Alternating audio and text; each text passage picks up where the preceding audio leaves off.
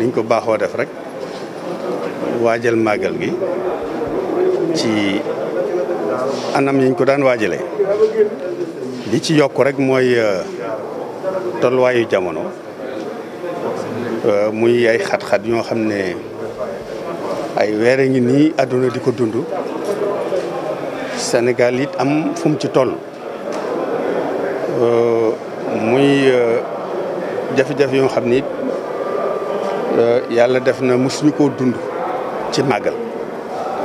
kon mu mel ne loolu lu bees la mu mel ni ne waxtaan wi lu ci ëpp ci loolu lañ ko ci foofu lañ ko ci loolu lañ ko doon def ci feebar bi ak nuñ koy waajalee ba matuwaay yi nga xam ne nguur gi maanaam gouvernement Sénégal jël na ko ci jaarale ko ci ministère de la santé ak ay structure am ñu man koo mën a wàccoo ak moom ci niñ ko waxee loolu mooy ndigalul sëriñ bi waa fas yéene it jàllale ko ci askan wépp ba képp kuy ñëw it bu ñëwee fekk ko fi waaye buy ñëw àndaale ko xam ne loolu lu sëriñ bi digle ñi nga xam ne nag dañu dégg màggal gi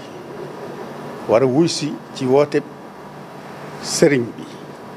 wala ñu yëg màggal gi yëg ne ci lañu ñu war a ñëw fekk si ko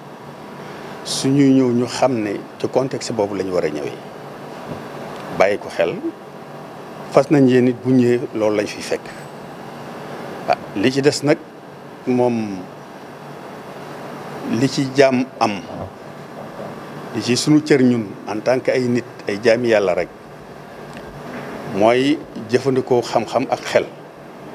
topp ndigalul ñu xam li ci des ñu tàllal loxo suñu borom ñi xam ne nag mooy dogal ci lu mu dogal ci ñu nit ñu nangu di ñaan yàlla ñëpp mucc loolu daal ci gàttal lañ fi wax li ci des nag ay waxtaan lu nga xam ne ni màggal gi daan doxe rek ci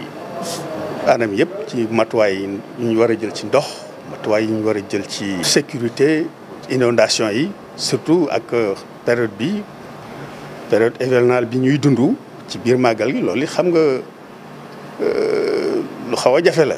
donte ne sax doon nañ ko séntu nag moom loolu bettunu ndax ay at a ngi nii ñu koy wax di ko séntu xëy nag matuwaay yiñ ci amoon yéene ñu jël ko it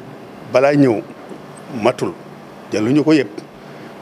waaye nag góorgóorlu rek ak yaakaar yàlla jàpp nañ ne daal màggal gi dana ñëw dana jàll incha allah ci jàmm ak salaam loolu daal lay ñaan suñu borom di ko yaakaar nag